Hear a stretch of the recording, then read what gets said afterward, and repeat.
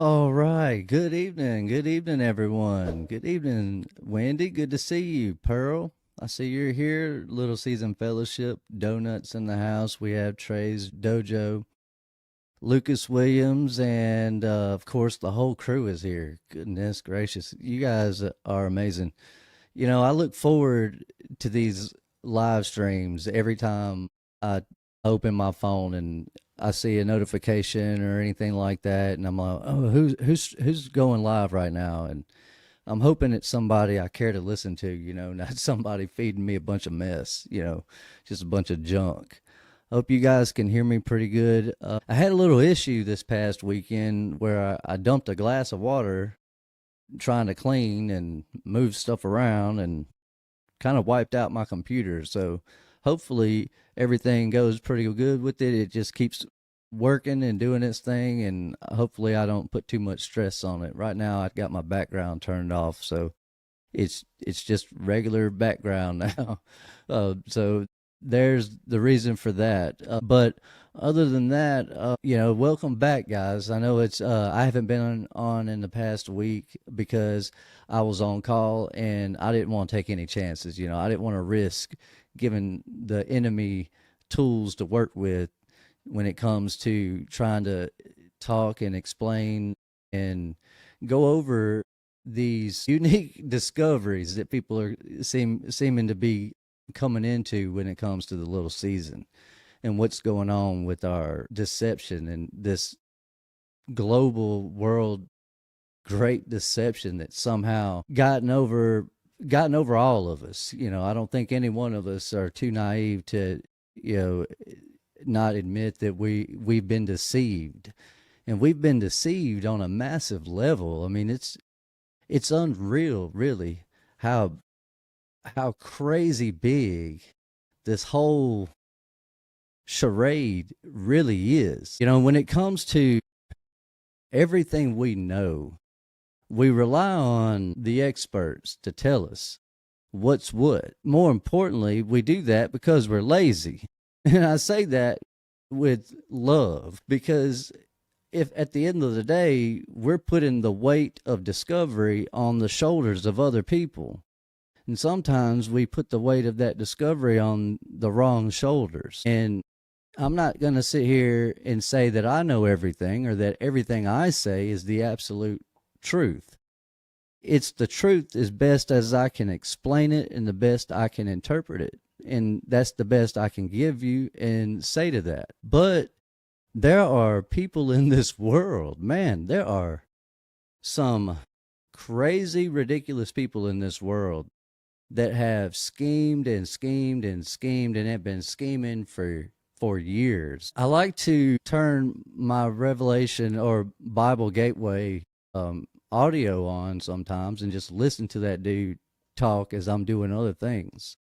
He's reading the Bible basically, and it was talking about the kings being uprooted. And as I was sitting here thinking about these kings being uprooted, I got to thinking, we kind of have kings today, but these kings don't really have power. Their power comes from the banks or the bankers and the ones that own those banks, those people. Whatever conspiracy corner you want to crawl into, those people, the theys, the who's in control, those are the ones that are really in power.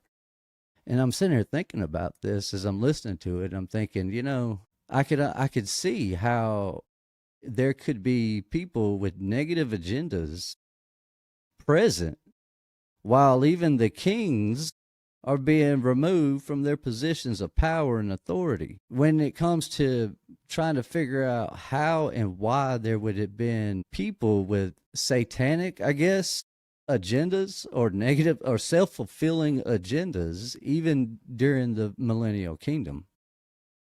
It's a thing we wrestle with whenever we dive into this subject. I think as we get through this lesson, this book's gonna be miraculous in helping us figure this thing out and understanding the answer to these questions that I have, that hopefully you guys can reciprocate from that. before I move on, let's catch up with the chat over here. Let me get this swapped over here. All right, I'm gonna scroll back up. Good. I see Chris Lucas has joined us this evening. Ruthless Savage is in the house. Let's see. Everybody is, man, this is a warm welcome. You know, I wasn't expecting so many people to just be here in support of this channel and this message this evening. You guys are awesome. Let's see. It's a small circle, Deanna, but I'm also everywhere. That's Wendy, of course. You know, she's probably the Little Season moderator. I think when it comes time for all of us to be judged, that's a good thing to add to your resume, to be able to say that I was a part of this, that I didn't just sit back and do nothing. I spoke up. And that's one thing I love about this community, because, well, I'm just going to be honest. Before I met you guys, you ladies and gentlemen, before I knew anything about you all, I felt alone in this world. Like I just no one understands me. I can't talk to anybody. I can't explain what's going on. I can't tell you, yeah, this is what it is. This is what I'm thinking. This is what it says. This is what I want to talk about. I just couldn't. And then I come across some of these YouTubers talking about similar things that I'm talking about or have been trying to talk about. And suddenly here you guys are. And it's been an amazing journey, really. It really has. Getting to know each one of you through the comments and through the chats. It's pretty fun not to just watch someone like Paul at Understanding Conspiracy, or Connor at the Cult of Con, or Tala at Kingdom Within, or JT Follows JC, or Madeline at Leaving Babylon, and we have Jason Jack. And man, there's just so many. There's a growing number of people talking about the Little Season. And it's one thing to sit here and say Little Season in the way that we say it, but we need to be also careful about idolizing that title. I mean, it's a label is what it is. And with most labels, they get twisted and turned around and they all, you know, just flipped off. Yeah, it just gets taken out of context whenever that happens, is all I'm trying to say. See, Truth Unfiltered, brother, if I hadn't found this family, man, I don't know where I would be. Shaking my head. I know it wouldn't have been a good place. Yes, that's from Trey's Dojo. I agree, man. I mean, it's awesome, really. The last week, I haven't had to worry about setting up a presentation or going live or being on screen or anything like that. Or I just kind of did my job. You know, I focused on work, and I basically chilled out for the last week if I wasn't at work. And during my downtime, I was able to catch up and hop into several other content creators' chats and try to, you know, engage and get to know you all, and hopefully you guys get to know me, and in this community as it grows, we'll all know each other. I may not know what each one of you look like, but I'm going to know what each one of you look like eventually. I mean, we're all going to meet each other, and it's going to be an amazing experience and opportunity whenever that time comes. And that's the thing I don't think people understand about this whole Little Season deception that's going on right now. It's that the end is not the white throne of judgment. I mean, that's not the end. There's a whole nother world and life ever after. I mean, there's forever with Jesus. I mean, it's going to be the most amazing forever you can imagine. And that's what we all should be striving towards. And it's sad how the church community has gotten people fixated on this 1,000-year grouping of time, that Jesus is going to come down here, save you from all your misery and all your sins, and you're going to live happily forever after. But during that 1,000 years, not technically ever after, but ever after, his kingdom's going to go on. It's going to be metaphorical. It's going to be spiritual. It's going to be all these other wild things. And I have no problem with it being any of those things. I have no problem with what the truth is. What I have a problem with is the same issue I see a lot of people within this community have also gone through. And that issue is, we hear you, but we're reading this thing. We're looking at it and we're going, but it doesn't say what you're saying. It says the opposite, or it says this other thing. And then you get fed a line of BS and garbage. Metaphors and, oh, they meant it to be this or it meant to be that. And all of that does is it just says, hey, I know that there's something going on, but I don't care enough to look into it. I'm satisfied with what information and what little bit I do know. And that's the folly, the problem with this whole great deception, this whole self-fulfillment that's captivated the whole world. It's this Luciferian doctrine mixed in with everything else. And speaking of doctrines, I think Paul said it best. This isn't a doctrine. This is just us seeking the truth, and this is just what the truth is. This isn't a doctrine. It's simply the truth. And it either says what we're saying it says, or it doesn't say what we're saying it says. What I don't want to do is I don't want to mislead anyone and tell you it says one thing or the other.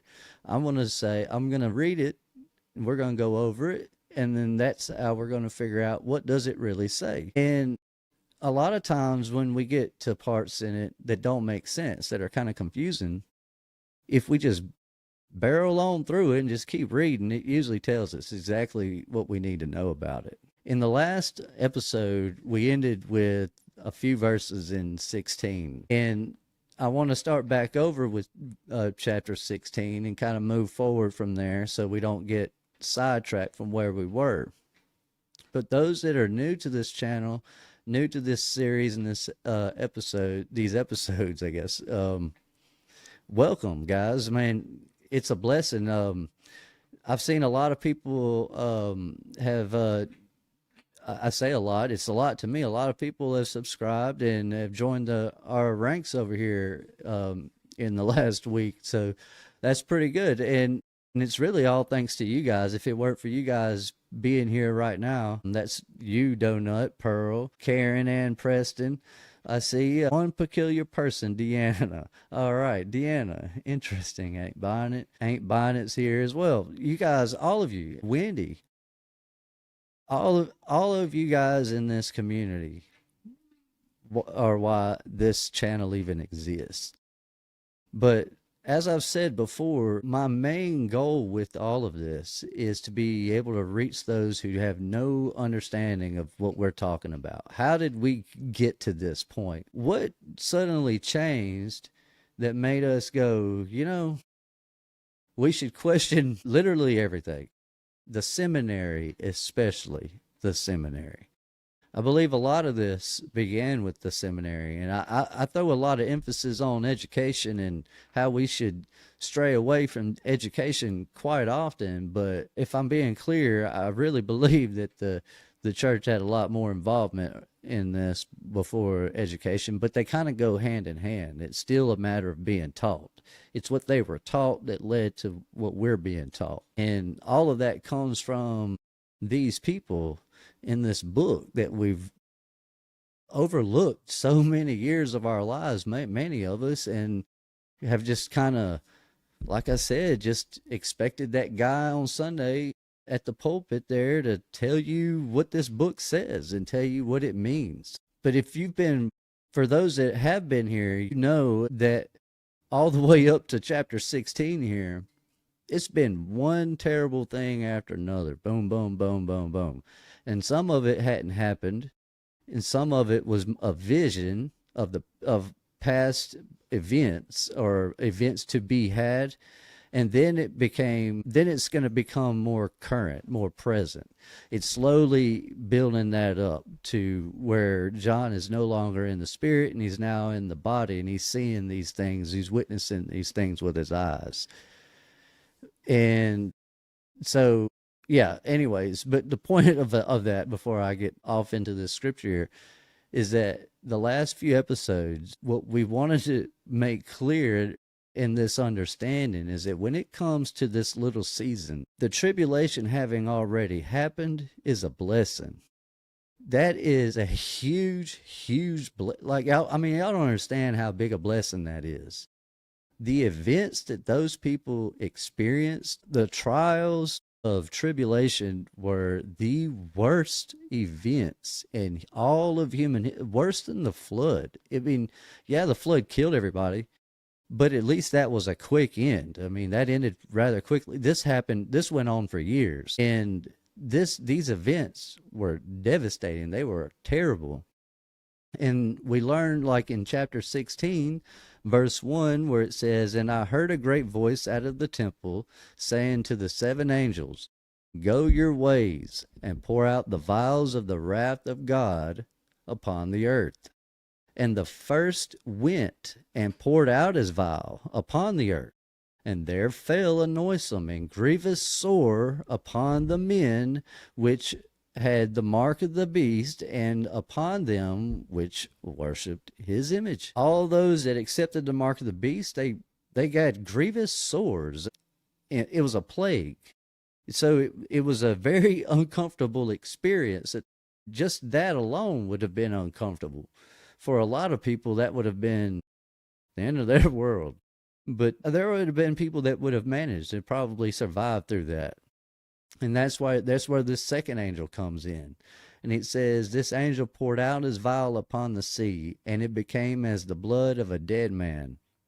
And every living soul died in the sea." Every creature, anything alive in the sea is dead. It's gone. It's no longer living. Sores, everything's now dead in the sea. Don't hang up fishing. There's no need in that. You're not going to catch anything alive. "And the third angel poured out his vial upon the rivers and the fountains of water, and they became blood." You're not drinking that. I mean, I don't know. I guess you could technically drink blood or blood water or whatever.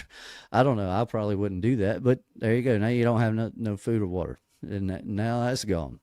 And then it says, "I heard the angel of the waters say, and I heard the angel of the waters say, Thou art righteous, O Lord, which art and wast and shall be, because thou hast judged us." All right. I'm not sure I understood what I just read. So let me back up and make sure I didn't mess up that. It says in verse 4, it says, "And the third angel poured out his vial upon the rivers and fountains of waters, and they became blood." Okay, I understand that. "And I heard the angel of the waters say, Thou art righteous, O Lord, which art, and wast, and shall be, because thou hast judged us." He's here now. That's him hearing the angels refer to God, basically saying that God is righteous. Yep. These bad things are happening to y'all. Y'all need to understand that these bad things that are happening to y'all are happening by a righteous God.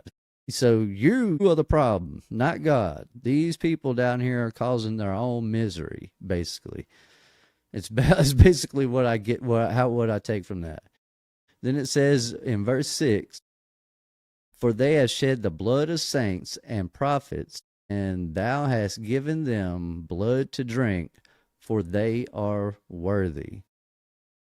For they are worthy. For they shed the blood of saints and prophets, and thou hast given them blood to drink, for they are worthy. That really is weird, because it really it sounds like the ones that shed the blood of the saints be worthy. So because I don't understand that, I'm going to move forward. I'm going to go on to verse 7.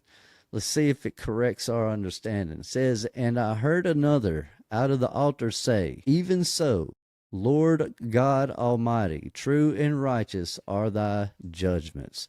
Okay. What this is, now we understand what it's talking about in verse 6. It says, "For they shed the blood of saints and prophets, and thou hast given them blood to drink." He's talking about the ones that were going after the prophets, going after the saints, they believed they were worthy. And so because they believed they were worthy, it says, for they are worthy. And I'm going to take that as they believe. Now, I know that doesn't say that, but if we read in verse 7, it says, and I heard another out of the altar say, even so, Lord God Almighty, true and righteous are thy judgments. What it's saying is that whether it's good things happening for the good people or it's good things happening for the bad people, doesn't matter. God is righteous in whatever is going on. Whether it's good at your house and bad at mine doesn't change the fact that God is righteous. That's what that's trying to tell you right there. Then it says, and the fourth angel poured out his vial upon the sun, and power was given unto him to scorch men with fire.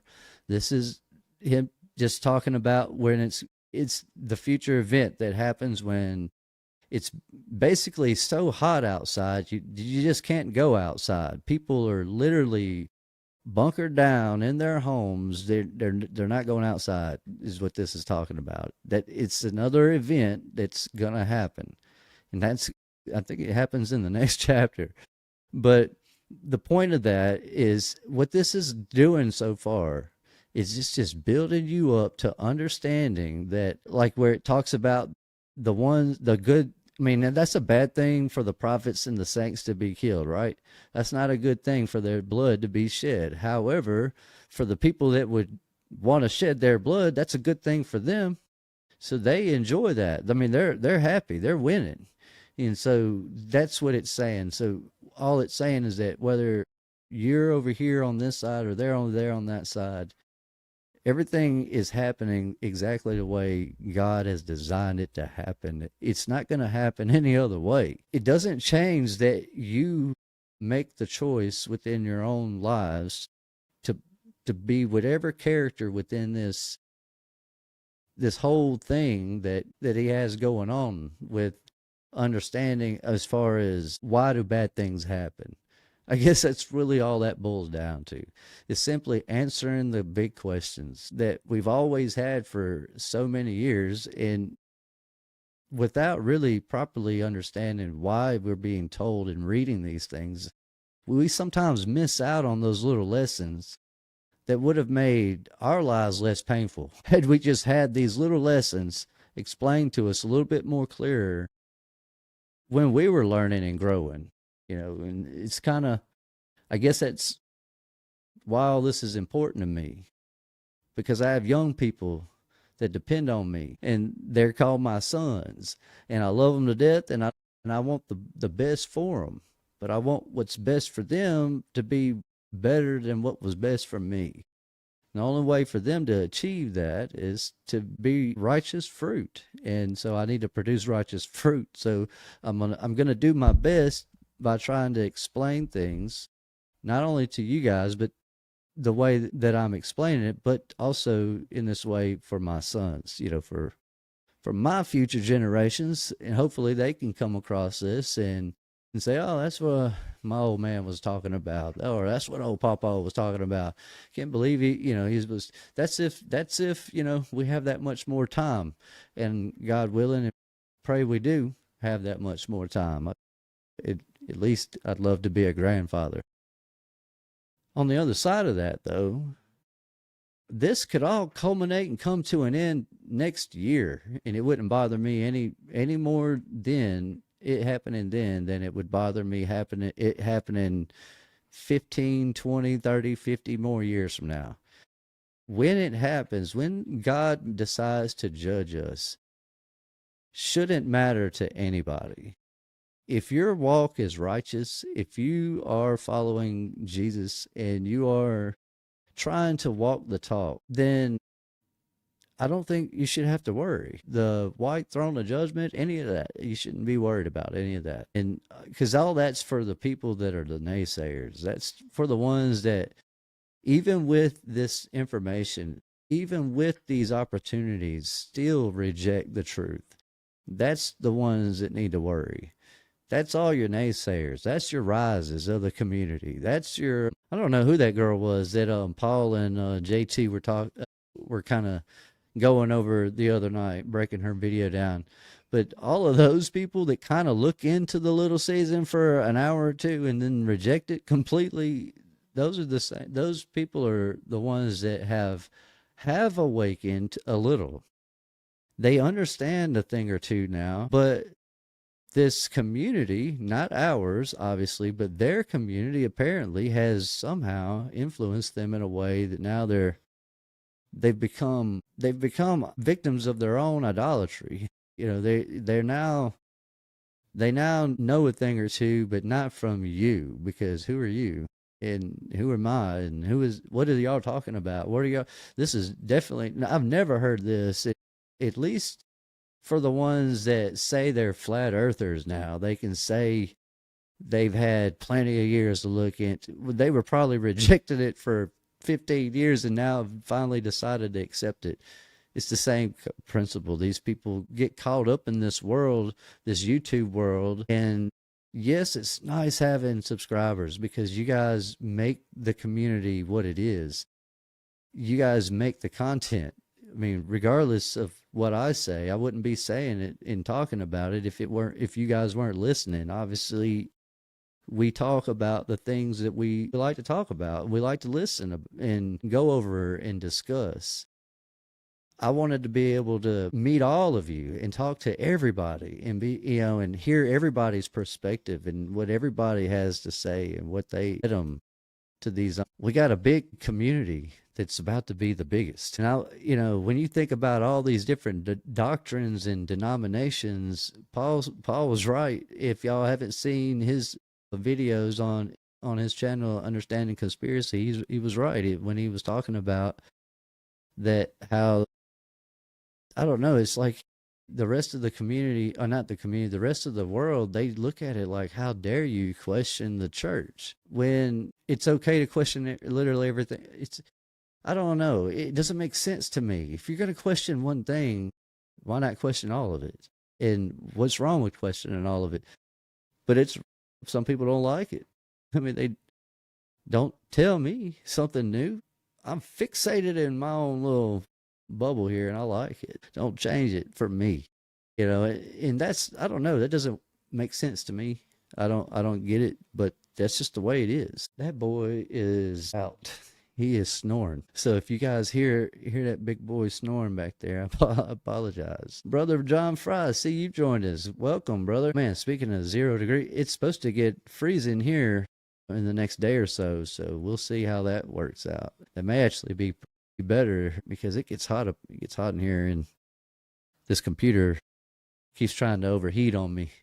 It's doing pretty good. It's hanging in there. It's holding on right now. But all right, let me get back to what I was saying. Well, I mean, where we were at in this book. Okay, it says, and men were, verse 10, and the fifth angel poured out his vial upon the seat of the beast, and his kingdom was full of darkness, and they gnawed their tongues for pain, and blasphemed the God of heaven because of their pains and their sores, and repented not of their deeds. They're going through they are so in love with themselves in this world. They're suffering right now, and they're cursing God. They're blaspheming God because of what they're going through, when they're victims of their own doing is what they are. God didn't do that to them. Just the same as the problems we go through in life, God isn't necessarily doing that to us. He gives us these opportunities and we take them or we leave them. And when it comes to Jesus Christ, there's not many opportunities we're supposed to take. It's a very thin line of opportunities that we're supposed to stick with. And it's easy to get off track with that. And especially when it comes to these labels and titles and the I know a thing or two, all this competitive nature that we have, it can mislead us. And so I just don't want people to think that within our community, we're out here Bible bashing folks and trying to get people to join us over here on the light side or the dark side. We're not, we're not crazy. We just read the Bible. We like what it says. We understand it, and it makes sense when you read it within the lens of perspective that you're supposed to read it in. Get a drink of this real quick. And the sixth angel poured out his vial upon the great Euphrates, and the water thereof was dried up, that the way of the kings and of the east might be prepared. What that's talking about, I'm going to just go ahead and cheat a little bit. It's referring to the kings and we're about to get to that. It's when the kings get uprooted. This is a preparation. It says the sixth angel poured out his vial upon the great Euphrates, and the waters thereof dried up, that the way of the kings of the east might be prepared. Because this is now it's basically telling you that it's so dry, it's like a road now between here and there, between here and where the kings are. It's just letting you know that at that moment, after that, it's over. It's game on. Jesus is going to be here. It's what it's telling you, basically. But if you were new to this, you might not have known that just reading that line for the first time.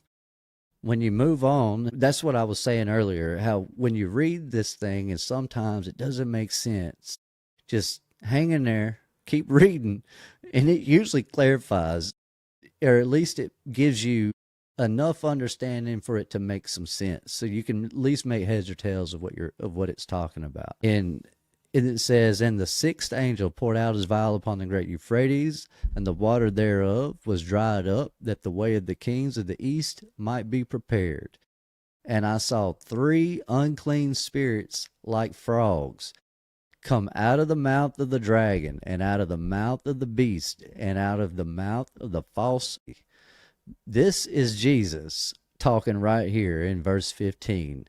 It says, lest he walk naked, and they see his shame. Behold, I come as a thief, fast. I mean, you don't even see me coming. Blessed is he that watches. So those that are sitting up going, looking around, checking on him, the thief isn't going to get past him. Jesus, isn't going to get past you, is what it's saying. Blessed is he that watcheth, and keepeth his garments on. They didn't go to bed. They stayed up all night. They said, the Rev has got a show that comes on at 8 o'clock. That's usually what time I go to bed. That's my bedtime, but I'm going to stay up and watch it anyways. And that's a comparison, and I'm not trying to put myself in that category with Jesus. I'm just saying that's as an example. That's all that is. He's just letting you know that you don't want to be caught like trying to take a shower or doing things without clothes. Have your shoes on. Be sitting on the couch ready to go whenever he comes, because these guys are living it up. These kings are they're in control. They are hammering out in the world, and yet they don't understand this is happening, whether they like it or not, and it's happening fast. And he gathered them together into a place in the Hebrew tongue, Armageddon. Armageddon is, let's see, let's just ask, let's get rid of that. Let's pull this up. What is Armageddon? Let's see, what Armageddon. But I don't want to do a film search. I'm just going to do that. I don't know why it's pulling that up. I don't want to do a film. I think I'm spelling it wrong. There we go. I guess you got to be clear what you're trying to tell this thing. In the Bible, Armageddon is the site of the final battle between good and evil at the end of time. Okay. For those that are new to this, these are the things that we talk about in this community when we say you got to have discernment. You got to know what's right and what's not right about the information you're reading, especially when it comes to the Internet of Things. This is AI overall. I don't know. I figured it was going to be regular Google search, but I guess AI is taking over everything. In the Bible, Armageddon is the site of a final battle between good and evil at the end of time. That's not right.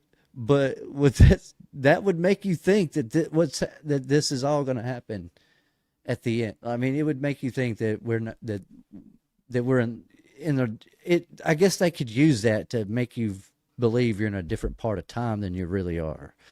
I was trying to figure out how to say that better, but that's the clearest I could come up with. It's a tool to deceive you, is all that is. But that's not what Armageddon is. When we look at Armageddon, let's see. The Hebrew phrase for Armageddon is har. I'm not even going to try that, which translates to the mountain of Megiddo. Har means mountain or hill, and whatever that is, it means place of crowds. Armageddon is a place. It's a place. It's not a. This here was a place. It wasn't. It wasn't an event. Not yet. But people have read this and placing events in the wrong places within Scripture. Those that have been following me, they know what I'm talking about with that. But the ones that are new to this, what I'm referring to are the content creators that are misleading people through Scripture by taking events and placing them in the wrong places within time. And in doing so, have fooling themselves and trying to fool you guys into thinking that, I mean, Jesus is on his way and just keep doing what you're doing and everything's about to be all right. He's about to make it good. You're about to get beamed up. Don't worry. It's all going to be good. And they've confounded the masses with that for the last several generations. I mean, this has been going on for hundreds of years. All right. ADHD kicking in overdrive. Let's get back on track. On verse 14, we were talking about we're going to move past that. In verse 15, Jesus is on his way, no shame in his game. And it says, he gathered them together in a place in the Hebrew tongue called Armageddon, and the seventh angel poured out his vial into the air. And there came a great voice out of the temple of heaven from the throne, saying, it is done. This is just letting you know, when Jesus gets there, it's over with. I mean, it's game over. It's his way, no other way, period. There's not going to be much choice in the land. It's not like there won't be a choice. I'm saying there won't be much choice in the land. And there were voices and thunders and lightnings, and there was a great earthquake, such as was not since. All right.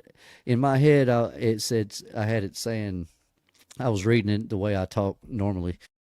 Such was not since men were upon the earth, saying it is, and so great. Man, so I guess I need to upgrade my glasses. I can't see as good. Let me pull this up where I can see it a little bit better. I'm having trouble reading tonight.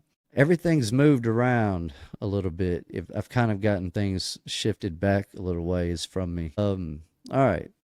So let me get back on track here. Verse 17, we read through that, and 18. And there were voices and thunders and lightnings, and there was a great earthquake, such as not since men were upon the earth. So mighty an earthquake, and so great. Now, the reason I'm saying it like that is that that's important to understand, because that's what Jason Jack is talking about when it comes to the mud floods. When it comes to these floods, these mud floods, that breakdown video that JT and Paul did the other day from that TikTok lady, those floods we're talking about, it's not the flood. It's not like the flood. It's this. This is what we're talking about. These earthquakes would have caused massive tsunamis, massive tidal waves, just flooding like crazy. I mean, creeks would turn into rivers. All it would take is a little bit of shaking of that ground, and that dirt to become liquefied and start moving and flowing. And next thing you know, you're having mudslides and mud floods. That's what that's talking about. All of those events that led to all these buildings getting buried, that's what it's talking about right there. And it says, and the great city was divided into three parts, and the cities of the nations fell. And great Babylon came in remembrance before God to give unto her the cup of the wine of the fierceness of his wrath. These events that these people go through are not just tragic, they're horrible. I mean, earthquakes felt all over the world, breaking the land up. Imagine, I can imagine having an earthquake so bad that it's separating families. And there's so much going on, they don't even have time to get back to each other. Horrible, horrible, horrible things that are going on. I'm preaching on that so that y'all understand the blessing that all of this has already happened.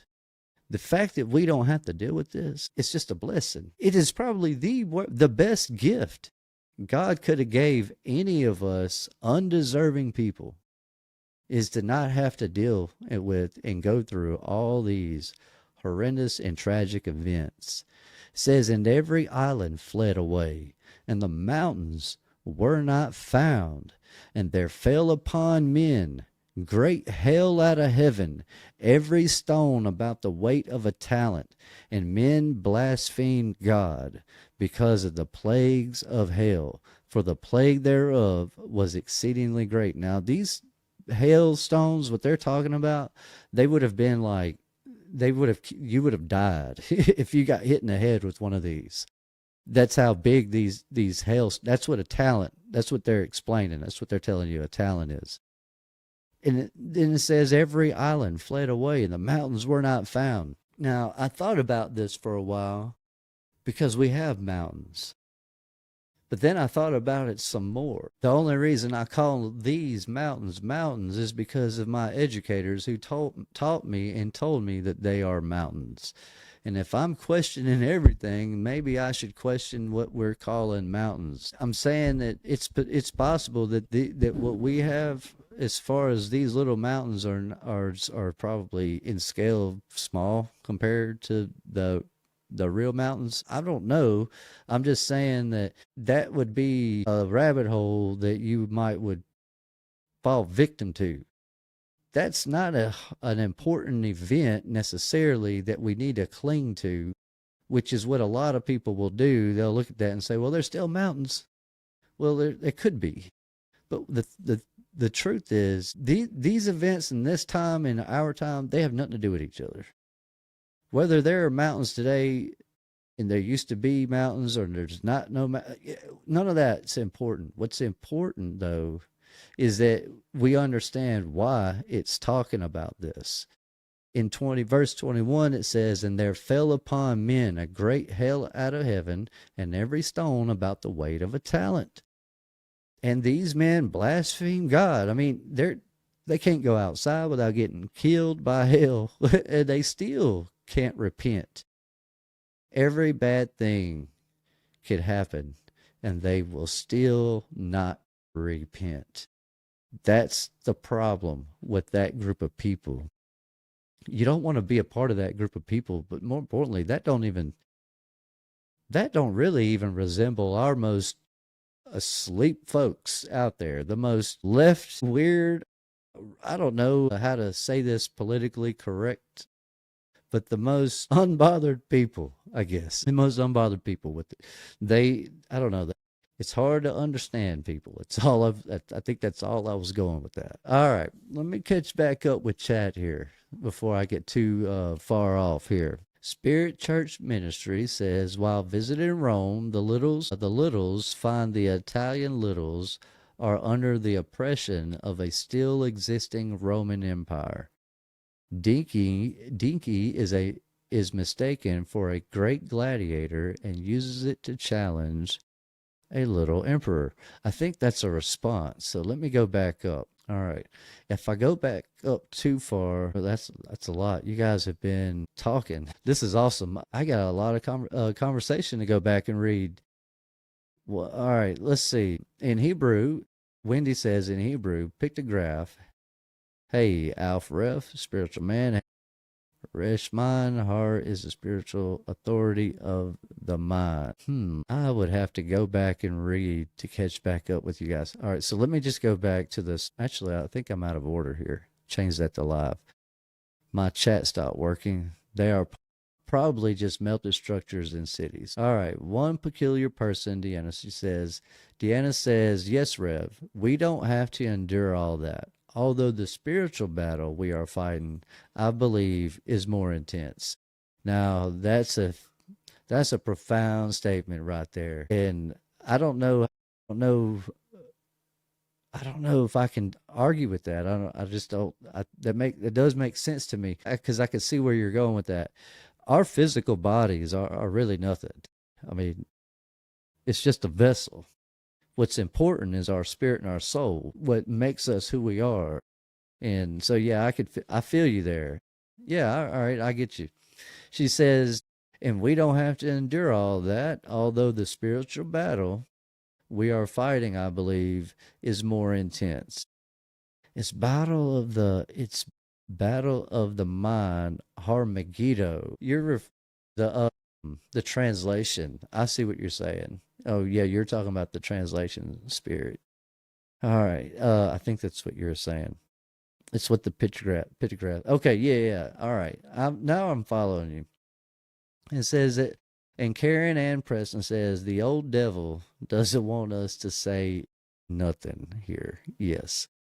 Doesn't want us to say a thing. Stay quiet. You know what? Just be at church on Sunday morning with your checkbook. Pay your little tithe and your offering, and sing your songs and say your prayers, and yeah, just move on. Just keep doing things as normal. That's exactly what the devil wants us to do. Just like he has us all segregated and separated in thoughts and beliefs, and through different doctrines and denominations, and just tons and tons, especially with our vast education system. All these different schools of thought. He has whipped our intelligence with stupidity through all these different ways of thinking. But at the end of the day, all those other ways have one thing in common, and that's you.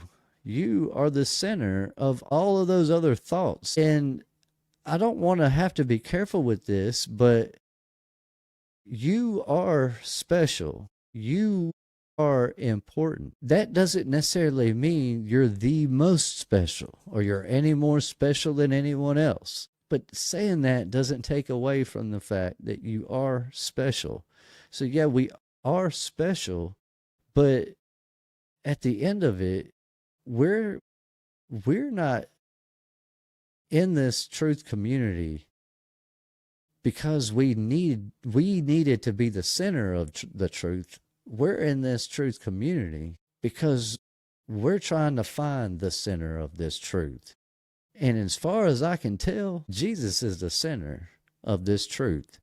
And if that's not what you're looking for, then this is not the community for you, but it should be. I don't want to say could, because obviously you're here.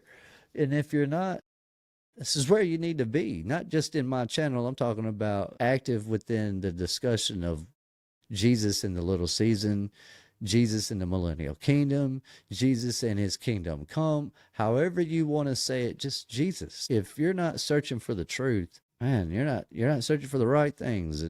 You need to, and it isn't up to me to tell you what you need to do.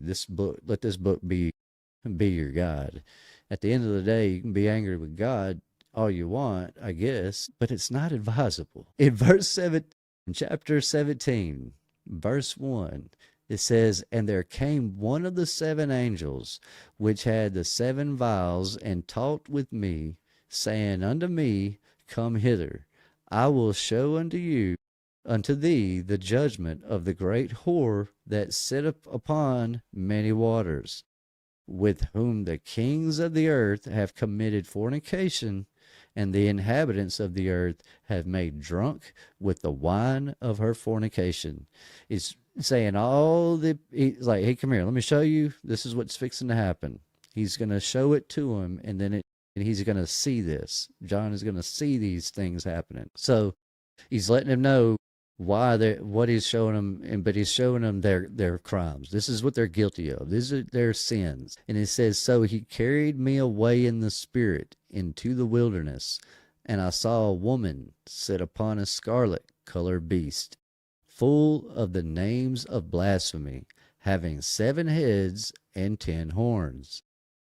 A lot of people have read this, that they do this a lot, apparently. They get to this point, they cling to these words, they start thinking about them. What does that mean? 7 heads, 10 horns. They start thinking about it. What does that mean? They start digging. They'll go look in them other books, and they'll say, hey, that book says this, that book says that. But if instead of doing that, we're really not supposed to do that. We're supposed to just keep reading. If it doesn't make sense or you don't know about it, it may not even be important enough for it to make sense to you. Everyone with eyes to see and ears to hear, that's not just people with choice. I mean, some of this stuff will not ever be clear to everybody. And I don't know why that is, but I'm not God. I didn't decide that. It's just the way it is. But what I'm saying is that this thing is really does clarify all of the misconceptions about what it could or couldn't mean. With whom, and it says, so he carried me away in the spirit into the wilderness, and I saw a woman sit upon a scarlet colored beast, full of names of blasphemy, having 7 heads and 10 horns. And the woman was arrayed in purple and scarlet color, and decked with gold and precious stones and pearls, having a golden cup in her hand, full of abominations and filthiness of her fornications. And upon her forehead a name written, Mystery, the Babylon the Great, the mother of harlots and abominations of the earth. And I saw the woman drunken with the blood of saints and with the blood of the martyrs of Jesus. And when I saw her, I wondered with great admiration.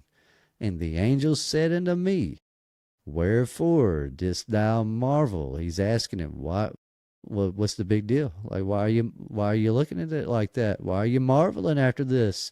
He's just blown away at the magnitude, the level of intensity going on within this Babylon, this city. He's seeing the world for what it really is the way I'm taking that. Yeah, he's seen a lot. He's John. He's the revelator. He's seen a lot. But there is a lot within the world that we don't all get to see necessarily. And that's why communities like this are so important to me, because the things that I don't see, JT follows JC sees. And the things he doesn't see, Ricardo over at Contend for Faith, it's what he sees.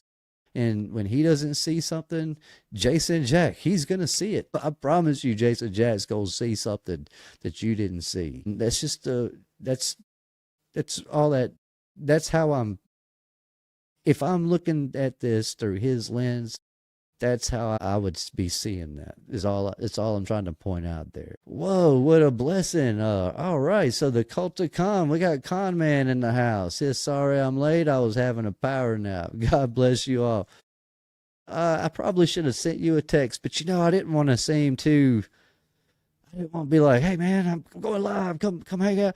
But then again, I probably should have, because, it's not about me. It's about Jesus anyways. It's about the word. It's about truth. So I kind of got to get past the normal rhetorics that kind of go along with normal everyday interactions with folks. We have somehow mastered the art of being able to say a thing without actually saying a thing, so as not to offend the wrong people sometimes. I hate that it's come to that, and I wish we could just be more direct and straightforward these days. But that's all I want to say about that. I just random thought popped in my head. It says I see Colton Khan. He's hanging out with us now. Good to see you, brother. I'm glad you're here, and hope that you had a good nap. And you guys, Connor, he has grown a lot in this community, and I look forward to seeing his growth as he continues to grow within it. He's learning, and he's learning a lot. You know, not just about Jesus. He's learning a lot about the world and how it works, and he's learning that through experience. And so and I see that, and he carries it well. He's very humble, and I love his vibe. You know, he's got a very good atmosphere over there at the Culticon. So if you guys like to just hang out with somebody who's on your side, it's on your team. Culticon on Sundays for sure. I know he has streams on Wednesdays as well, and some other days. Just go check his channel out and see what he's about.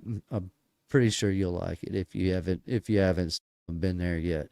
Sounds a little weird at first if you're new to this. The Cult of Khan, he explains it pretty well. It's not exactly what you think it is, but it's you'll enjoy his content. Trust me. If you don't, if you do trust me, trust that I'm telling you right. You won't regret hanging out with Culticon. All right, back on track. It says, and the angel said unto me, why did you marvel? I will tell thee the mystery of the woman and of the beast that carrieth her, and which hath the 7 heads and 10 horns. Now, there's a million YouTube channels out there, and there's a lot of content creators and even churches that have already told you what all that stuff is, but they didn't actually read the rest of it to you and tell you what the book tells us what all this is.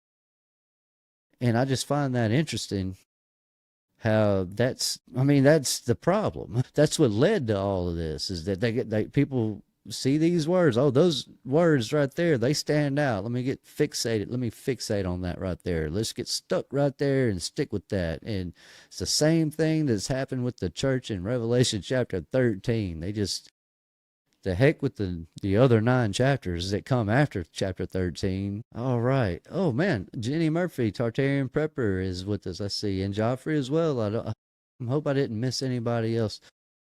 Glad to see you guys have made it with us. And mated. That sounds bad because it's not. It sounds like I'm saying 2 different words. Glad you guys are here with us. There we go. All right. Let me get let me get a drink. I'm going to swap that tea out for some water because I don't think that tea is helping with my thirst problem. All right, where was I? Where were we? All right. He says, so the angel's telling him, he's going to tell him what the mysteries of all this is. The horns, the heads, and the whore. He's about to tell him. The beast that thou sawest was and is not, and shall ascend out of the bottomless pit and go into perdition. And they that dwell on the earth shall wonder, whose names were not written in the book of life from the foundation of the world, when they behold the beast that was and is not and yet is. I don't know. I'm trying to make this thing clear. When I'm reading this slow like that, it's because the beast that thou sawest was and is not and shall ascend out of the bottomless pit. That's past, present, and future. That's all that is. And then goes into perdition. This is what happens after all of this takes place. He goes into perdition. And they that dwell on the earth, that shall wonder, whose names were not written in the book of life from the foundation of the world, when they behold the beast that was and is not and yet is. And here is the mind which hath wisdom. The 7 heads are 7 mountains on which the woman sitteth. And there are 7 kings, 5 are fallen, and 1 is, and the other is not yet come. And when he cometh, he must continue a short space. It's talking about these 7 heads are the 7 mountains. It's 7, I think that's right. So we have a 7 and a 5 that we've got to focus on here. the 7 heads and the 10 horns. I believe the 10 are their kingdoms. It says the 10 horns which thou sawest are 10 kings. Oh, well, see, I was about to do what everybody else does. I'm about to break this thing down. Just keep reading. And then the 10 horns which thou sawest are 10 kings, which thou have received no kingdom as yet, but receive power as kings 1 hour with the beast. What this is talking about, it's the 10 powers, the 10 nations that really kind of created the first of our new world order. It's after the millennial kingdom, you're going to have, so the 7, the 7, where was that? The 7 heads. That represents, that's before the millennial kingdom. Then you have I think I'm saying it right. Yeah, the 10 horns. That's after the millennial kingdom. It's 2 different periods of time that we're going to have to be dealing with here. It's going to make that more clear. Hold on. Let me just keep reading before I get too far off on that. It says, these shall make war with the Lamb, and the Lamb shall overcome them. For he is the Lord of lords and the King of kings. And they that are with him are called and chosen and faithful. That's okay. So we went through all of that. That goes all that takes place at the beginning of his millennial kingdom, when he comes back in 70 AD and starts uprooting all the kings. That's what it's referred to right now. It says, for God had put in their hearts to fulfill his will and to agree and give their kingdom unto the beast until the words of God shall be fulfilled. What this is telling you is that even though those kings were doing awful things, God is allowing that. He's letting them do that. They have to do that. If they don't, then all of this becomes a lie anyways. I mean, it just becomes prophecy jumbo gumbo that's neither here nor there. It's just something made up. And then it becomes a fiction book. Is this not real? It didn't happen. So if for them to say something is going to happen and then write it, it has to happen. The good and the bad. That's all that's telling you, is that even the bad, God is in control. There's nowhere in the world, really, even though Satan is the ruler, the beast, God ultimately is in control. And the woman which thou sawest in the great city, which reigneth over the kings of the earth. So actually, I messed that up on reading that, so I'll correct it. It says, for God hath put it in their hearts to fulfill his will and to agree and give their kingdom unto the beast, until the words of God shall be fulfilled. And the woman which thou sawest in the great city, which reigneth over the kings of the earth. All right. Moving on, let's see, chapter 18. We're almost to chapter 20, guys. Another episode, I think, will be there, and we will have caught up to where everybody is at within this Little Season community, and why we're all fascinated with Revelation. Hopefully, y'all understand that all these gory, horrific events that we've been reading about, and I know some of you understand it's good that we don't have to deal with that. It's so good. I just want other people to understand that is one of the blessings that it comes with being us. That's called seeing the light at the end of the tunnel, basically. I think there's another phrase for that, but I can't think of it right. Let's see if I can get caught back up with Chad here. All right. Ain't buying it. Jenny Murphy says, I'm thinking God placed us strategically in the midst of many who do not see. It's so weird. That's not a good word. And it's fascinating that you say that, Ain't buying it. So Ain't buying it says, I'm thinking God placed us strategically in the midst of many who do not see. I kind of I've had that same thought before. I've kind of looked at it like, everybody that I know that does know a little bit about what we're talking about, or even a lot, we're all scattered. I mean, it's it was a blessing to see JT and Ricardo be able to get together and do a video and hang out together in real life.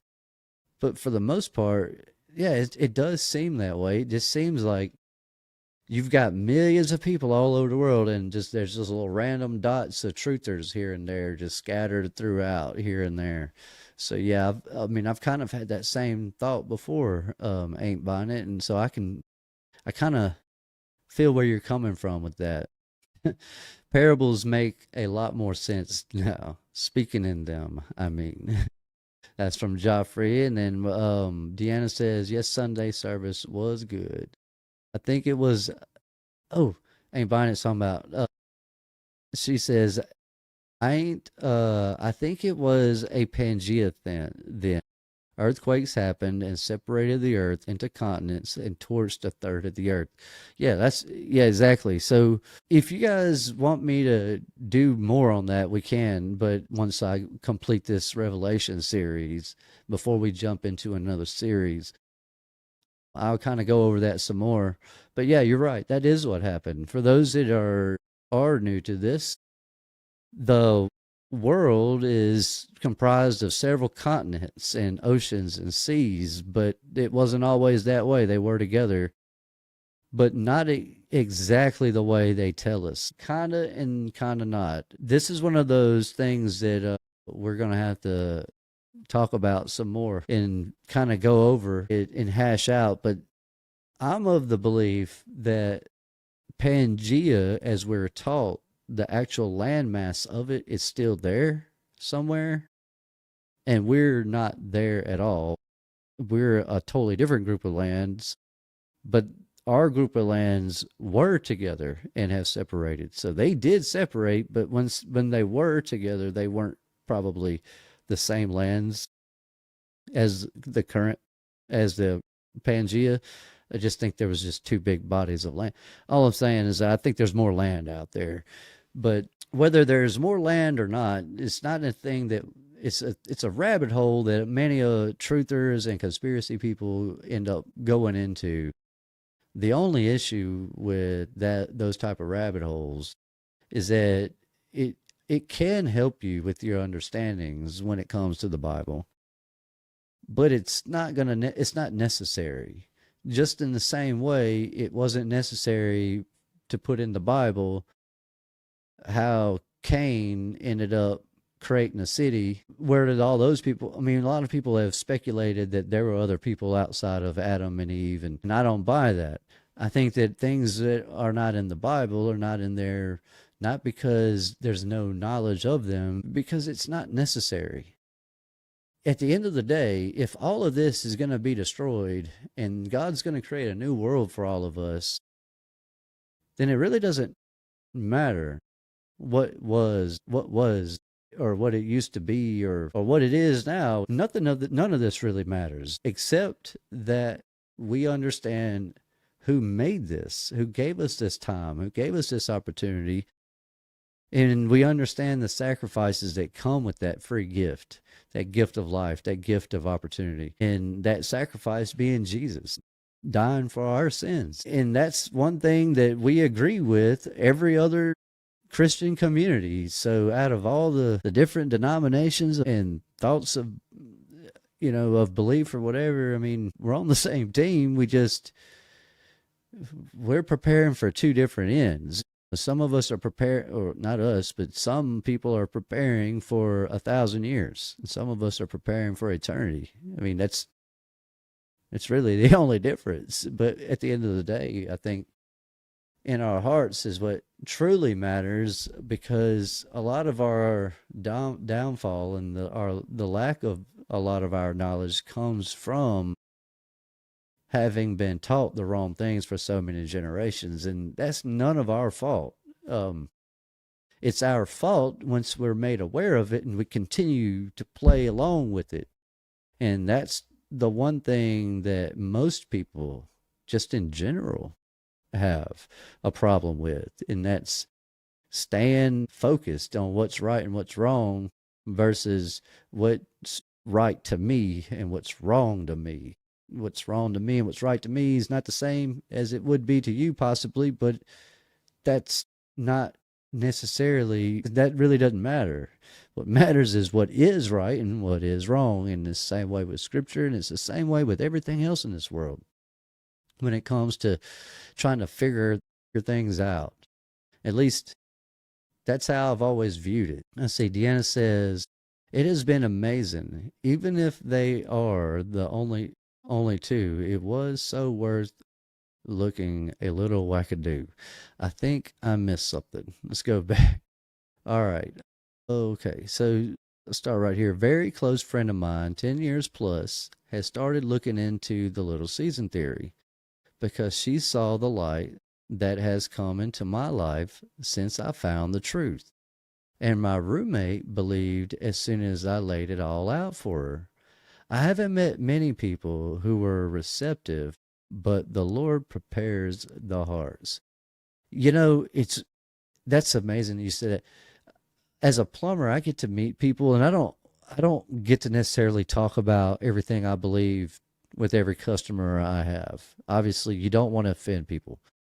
But occasionally I do get an opportunity, and when I do, man, I love taking that opportunity to tell people, say, hey, have you ever read Matthew chapter 4?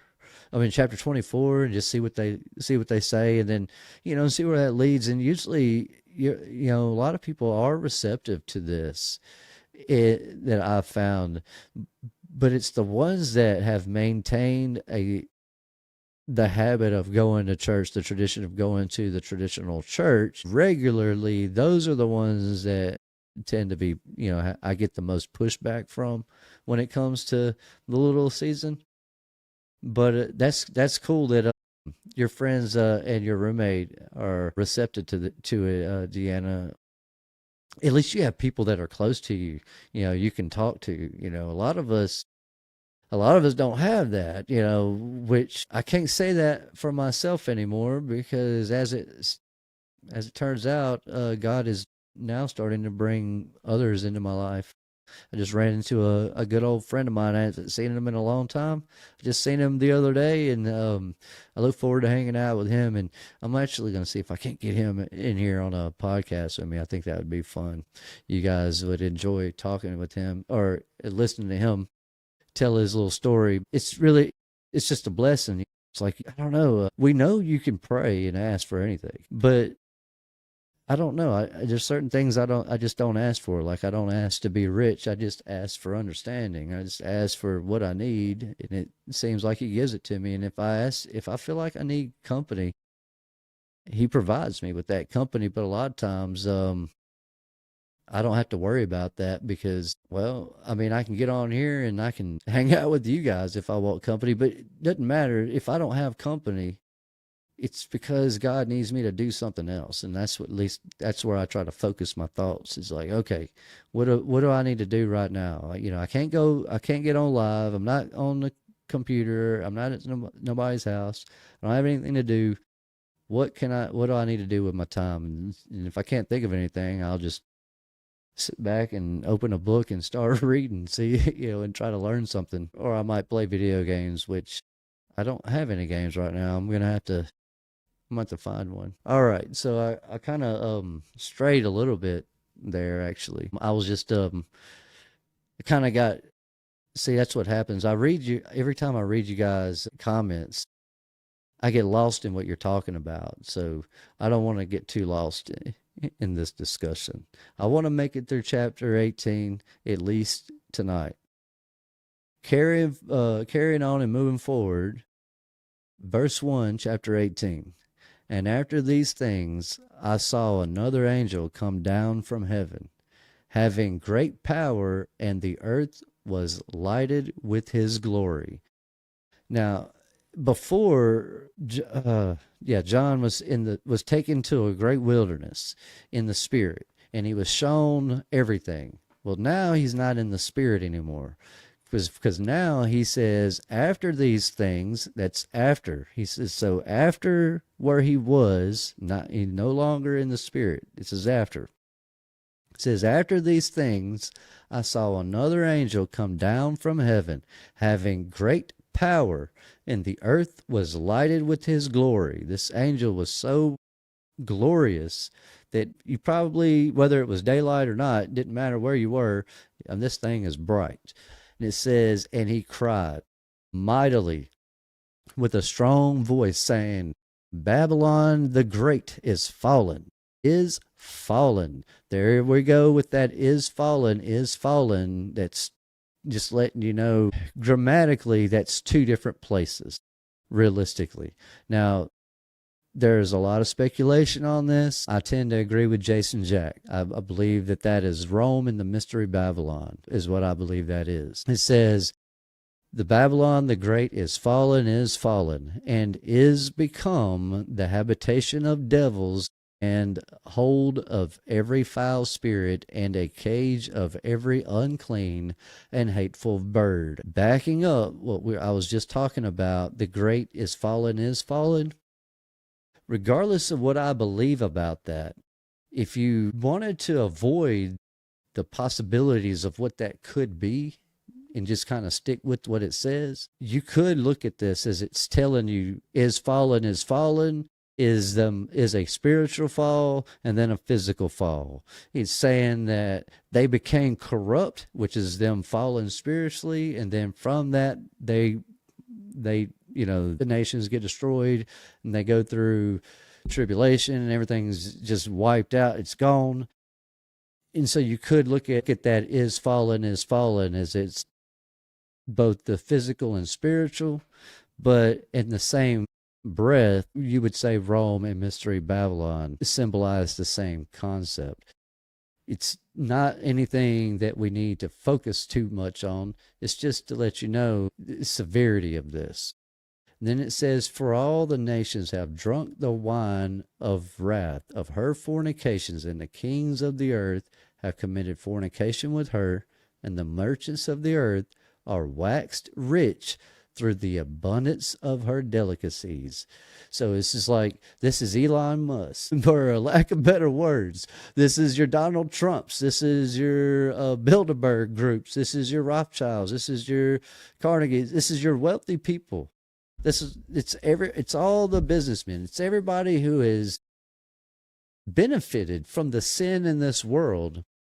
That's everybody. It's all these people. It's what that's referring to right there. But then it's going to say, and I heard another voice from heaven saying, come out of her, my people, that ye be not partakers of her sins, and that ye receive not of her plagues. This is him giving a warning. It's telling his people, saying, look, if you're my people, y'all need to leave. Get out of the cities. Yep. Go into the woods. It's not going to be comfortable, and no, you're not going to have Wi-Fi internet, and you're not going to be able to get your hair done or your nails did. You need to leave the city, though. It's what he's telling them. He's giving them a fair warning. Get out before you suffer. You don't want to go through what they're going through. Now, those people that we're talking about that are fleeing, that it's telling them to flee, it's warning them, we had already read about those people previously in an earlier chapter. I think it was 14. But what we were reading then, if you were looking at it from John's perspective, he was basically telling you past, present, and future, condensed. Then he kind of goes into details of each event. And so basically he's just kind of giving you an outline, and now he's going through the breakdown of each one. And so in verse 5 it says, for her sins have reached out unto heaven, and God had remembered her iniquities. It's just letting you know that to those people that God is not happy. He's letting them know that God's not happy with these kings and these rulers and the people of that time. And so if you want to stay there, you're going to end up being one of these people that accepts the mark of the beast, plain and simple. You need to get out of Babylon. That's what he's telling them. It's all that is there.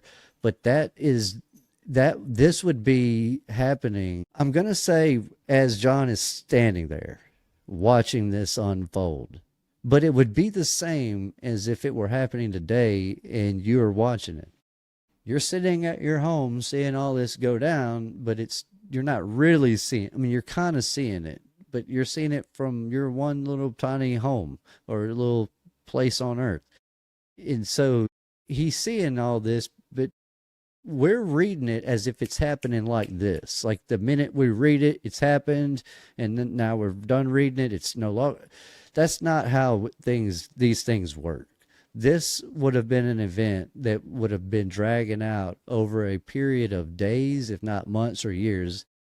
But we've already went through some of that, and for those that are new to this, so if you want to kind of get caught back up with what I'm referring to in this, you'll have to go back to my earlier episodes, and I can't remember which one I might have addressed that in, but I know it did.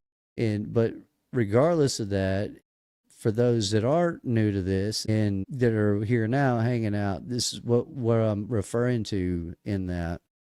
Is that as these events are taking place now, this is no longer visions. He's saying it, even though we read it as if it's happening the way you can snap your finger. We have to understand that he's letting us know that this would be the equivalent of present day events if you were there. It's all that is. It's hard to convince people of that, just me saying it. This requires study in era time grammar. This is a linguist thing, but I'm not trying to go into that this isn't that kind of lesson, but that's essentially what that is. And so for people that would be new to this, if you remove everything else that you've been taught, all the extra garbage, and you read this thing for what it says in line upon line, precept, its context, then it makes it easier to see this. But for some reason, your preacher's not going to sit here and break this down for you like that. He don't have time for that. He's gonna get up there and give you a nice message, make you feel good, and hope that you come back and see him next Sunday or on Wednesday or whatever days that he has you come and hang out with them. But that's why I'm breaking it down for you, for those that would be new to this.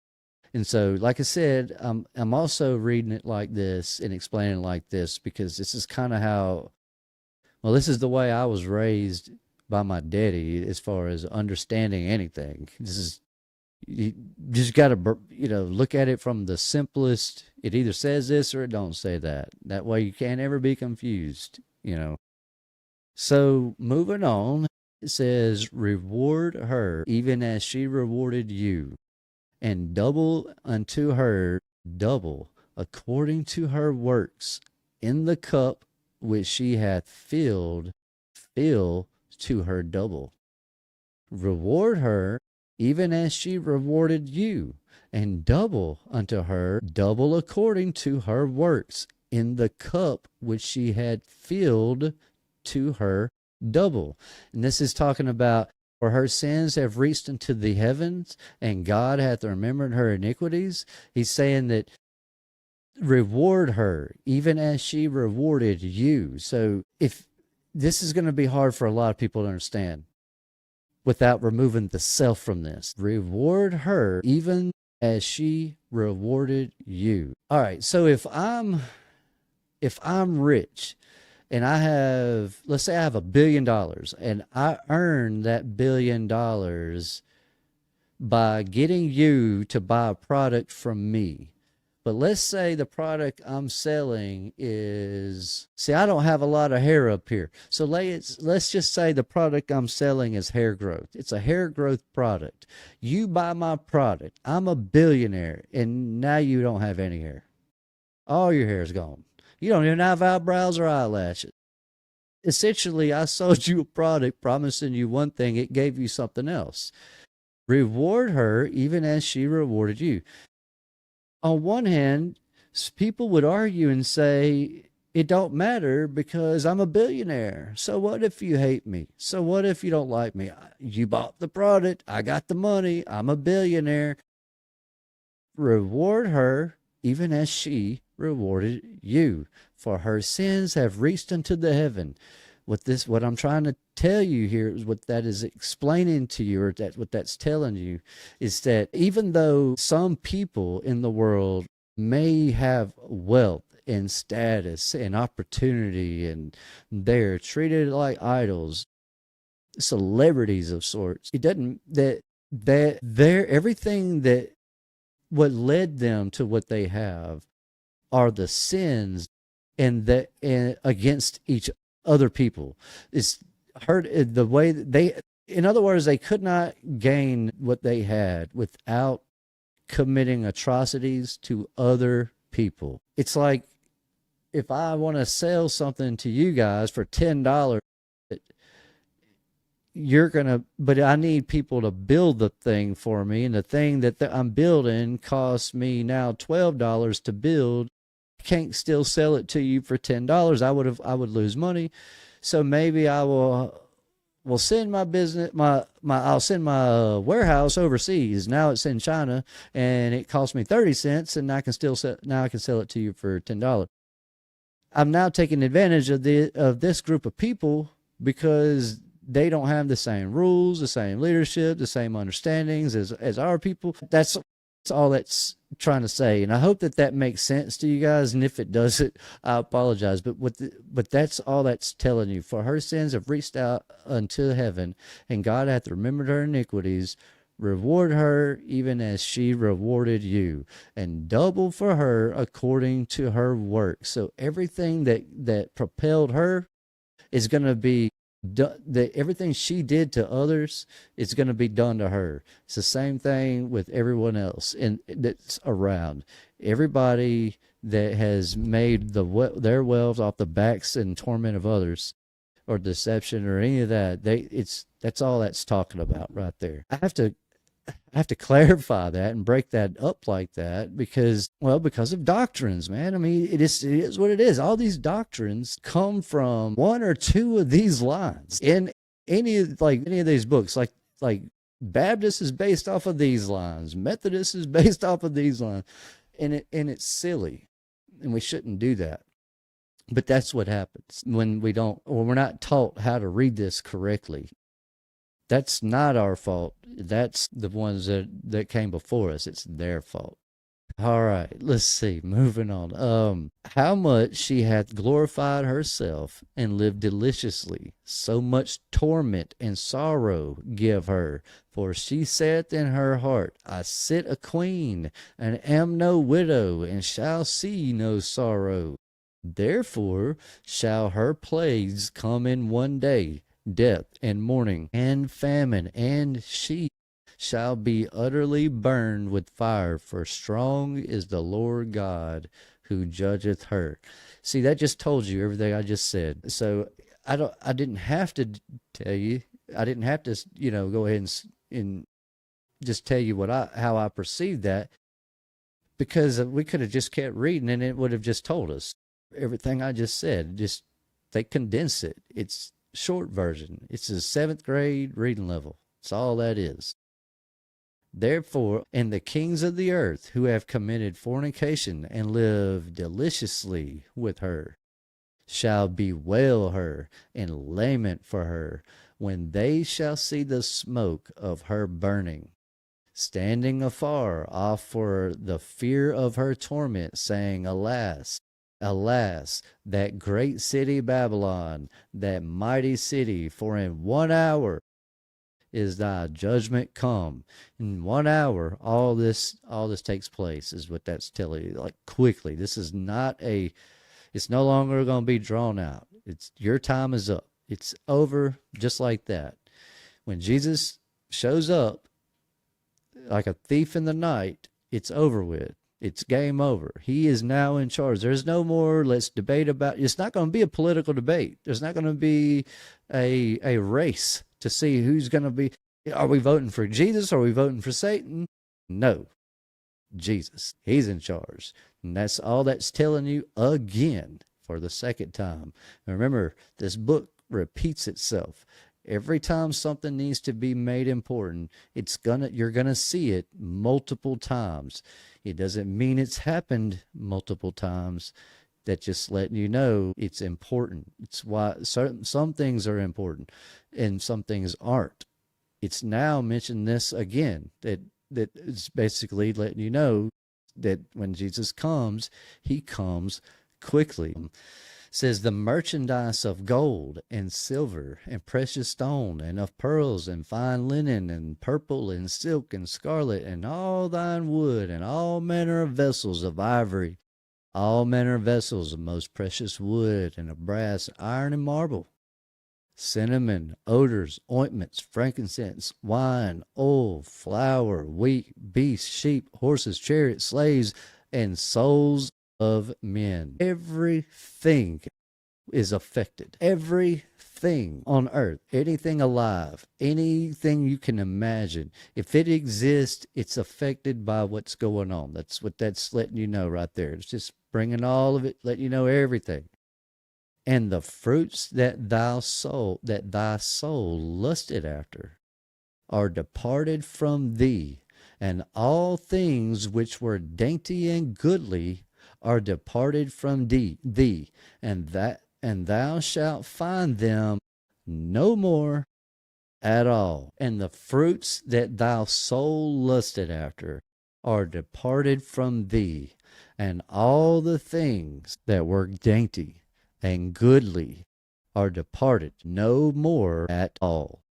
The merchants of these things, which were made rich by her, shall stand afar off for the fear of her torment, weeping and wailing, and saying, Alas, alas, that great city that was clothed in fine linen and purple and scarlet and decked with gold and precious stones and pearls, for in 1 hour so great riches is come to naught, and every shipmaster and all the company in ships and sailors, and as many as trade by sea, stood afar off, and cried when they saw smoke of her burning, saying, What city is like unto this great city?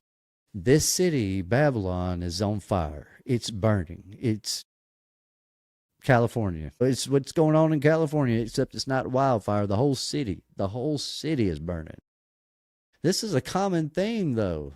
This is where I believe all the 1800 fires, the idea for that comes from. I believe these crazy folks read this book. They've seen what God did, what Jesus did, and they said, we're going to do what Jesus did. But instead of burning down the enemy's cities, basically, they burned down Jesus's cities. I think that's what happened with this, is that people, seriously, psychopaths read this thing and said, hey, we could make this happen again. We could do that. That's a good, you know what? It worked for Jesus. It ought to work for us. And in a way, it kind of has. It's everything that Jesus has done, Satan does the opposite of it. It just looks, because it's the exact mirror opposite of it, it looks so similar, which is why we have a hard time separating the two. Like, yeah, exactly, Trey. Like kind of like the Mandela effect. Exactly.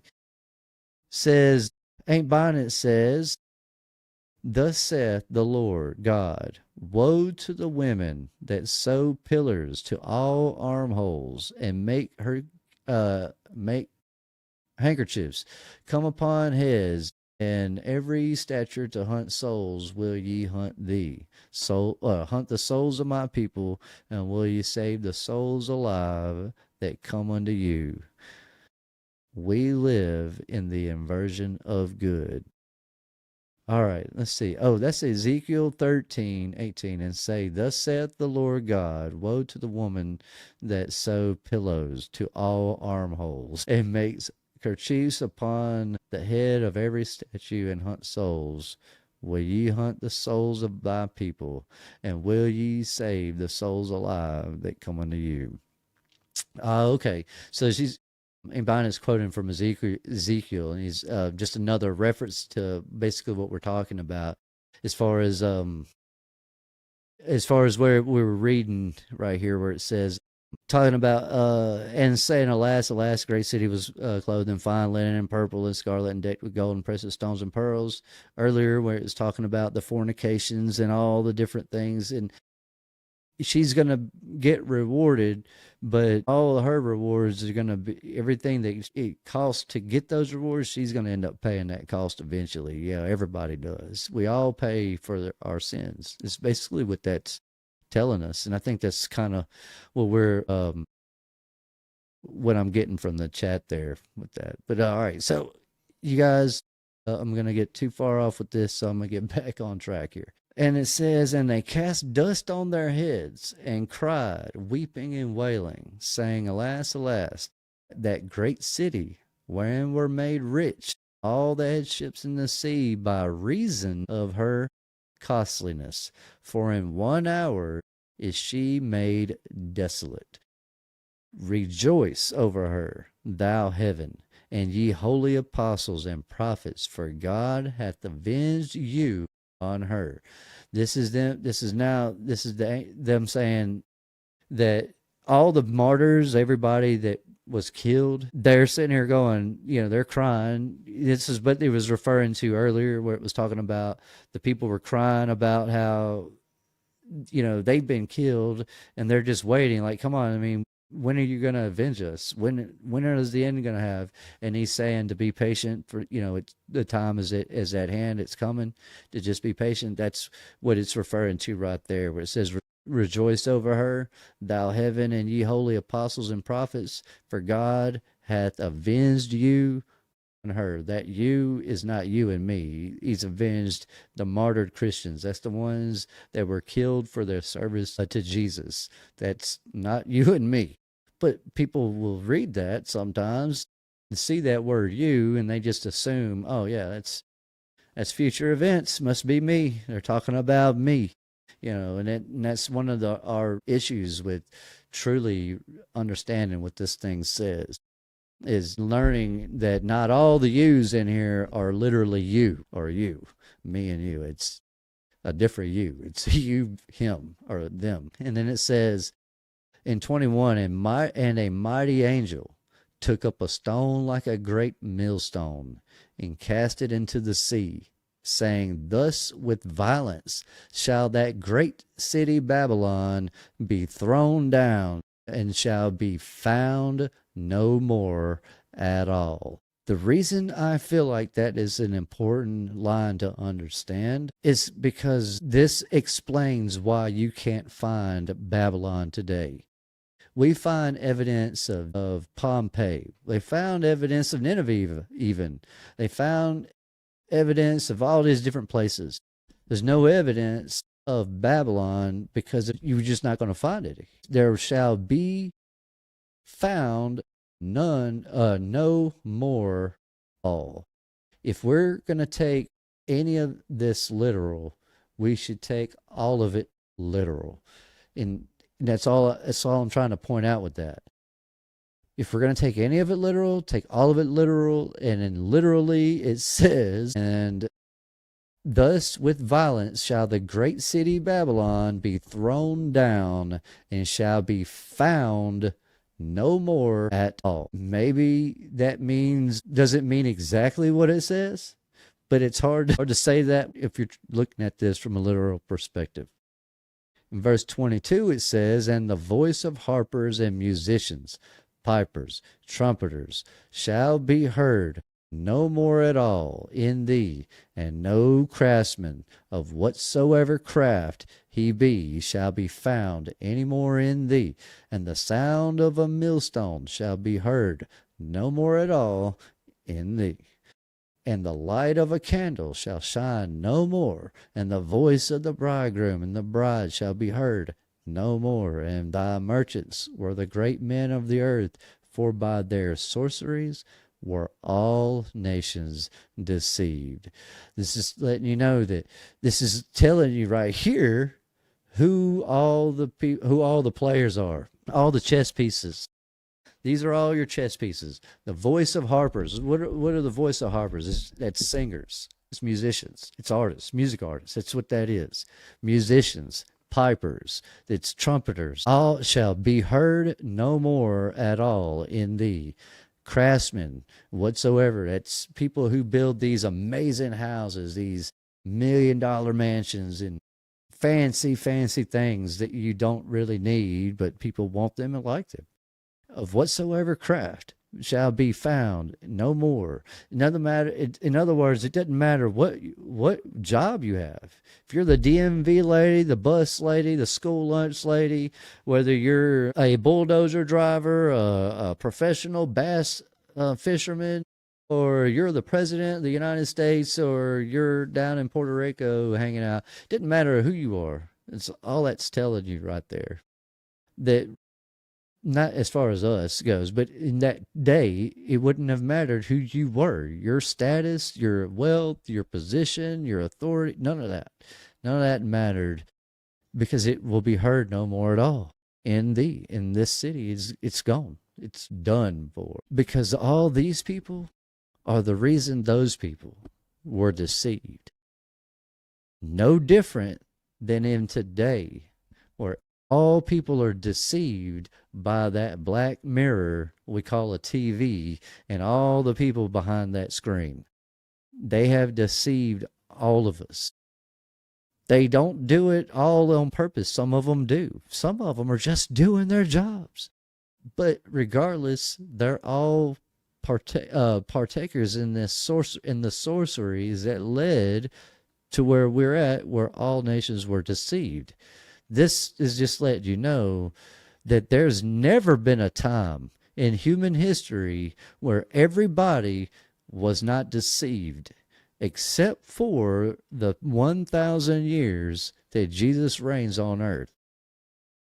The reason I'm pointing that out is because within the rabbit holes of discovery, when it comes to conspiracy theories, a lot of times what happens is we go down these rabbit holes looking for information, trying to learn things. We get away from the Bible.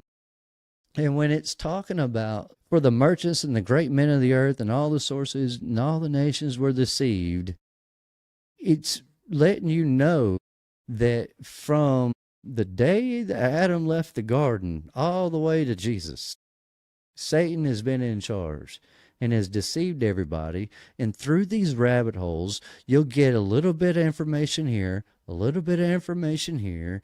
This information seems similar to this, so they must belong to the same source or the same genre of thought.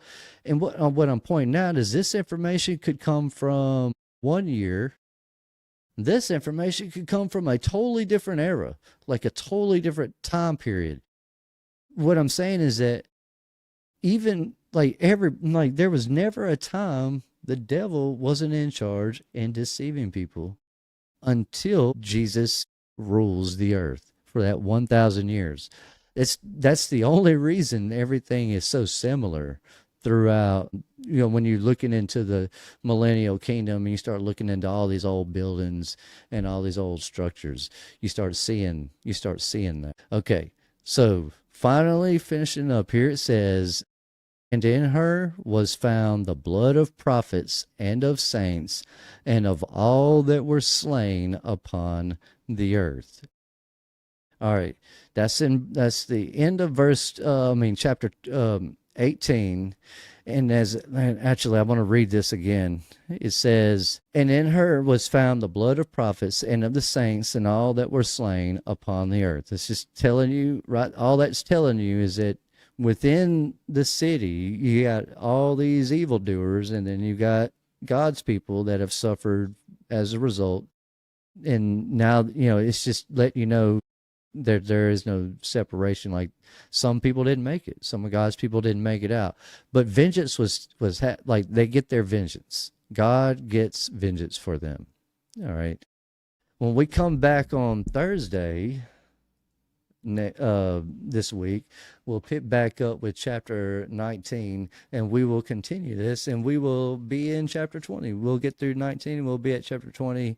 And hopefully, if you're new to this channel or to this series, You go back and watch season or episode 1 all the way through. We go through every line this way, all the way up to where we're at right now. So I don't want to lose anybody, but also I'm doing it this way so that if you don't have time and don't feel like watching those other videos, you're not going to be behind no matter what video you watch, whether it's this one or an earlier one. You can watch this one because we're focusing on each individual line anyways. I'm not trying to bounce back and forth between scriptures, which we will have to do that at some point, but we haven't had to do that a lot or at all yet. So doing pretty good with that. But yeah, we'll be picking back up on Thursday with chapter 19, and we will have caught up to where we're at within the Bible as far as Revelation goes and where we're at within the little season. I want to see if I can catch back up with Chad. I see some people are saying goodnight, and I know it's getting pretty late for a lot of people. Want to make sure I didn't miss anything or any major questions or comments or statements. Let's see. All right. I'm going to enjoy going back and reading back through these. Says, if you fly them, Joffrey says, if you fly them like sailing a ship on the trade winds and jet streams, you could really move and use hardly any gas. And he's talking about blimps. And as far as the blimps using the air currents, it's just, so they're brainstorming over ways that they could have utilized these technologies without it actually costing us an arm and a leg the way it does today. That's pretty good. Let's see. I can't hang family. I've been awake since 5:30 a.m. Deanna, I understand that. That is a long day. Well, I'm thankful that you were able to hang out as long as but of course, there's always replay button if you want to catch the last little bit of this. You could always come back. I see we've had a full house, and you guys do like you always do, and y'all have your conversations, and you're talking about other things, but also a lot of you are following along with what we're talking about here as well. So I'm thankful to see that. Thing is, y'all need, for those that are new to this, especially when y'all see the chat, I understand when we're in chat talking and like they're doing, they're not following what's being said. Trust me, they are. I know that you guys are listening to me, but I also know that y'all are multitasking. We are master multitaskers in this little season community. But as far as all that goes, we're gonna wrap this up for the evening. I wanted to say thank you guys for being here. You guys are awesome and amazing, and I'm just thankful for each and every one of you. I know that this community is going to grow, and it's going to continue to grow. And I'm not talking about my channel per se. I'm talking about just this fellowship, this real live, and I don't really think it's going to be that much longer that we're going to be spread out the way we are. God is gathering his flock, and I believe that he's using every device available to us to make this happen. And so I want everybody to understand that you guys are amazing. You guys are the fruit of the earth. Y'all are the wheat of the earth, the cream of the crop. It is the best community. Join any of these other communities, and if you're not verbatim, and if you're not exactly repeating and regurgitating the information that they're already have consumed, then they're not going to correct you the way Ain't Buying It would. And if you guys know Ain't Buying It, if I said something wrong or if I misread something, Ain't Buying It would have corrected me.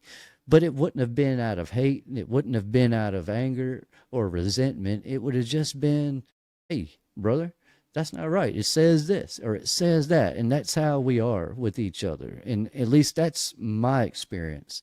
I can't speak for literally everybody, but as far as I'm concerned, as far as you guys watching me, that's been my experience. All of you guys are like me. We all have similar stories. Male, female, none of that matters. We all have similar struggles. We all have been beat down, downtrodden. Some of us have lost things that we don't even want to bring up for fear triggering somebody. But we have had to go through all of that to bring us to where we're at today. I wouldn't be able to look over at chat and see Pearl, Coriander, Deanna, Trey's JoJo, the Culticon, Ain't Buying It, Wendy. I wouldn't be able to see you guys in chat or to be able to talk to you or even speak to you or to say anything to you had I not been seeking the truth.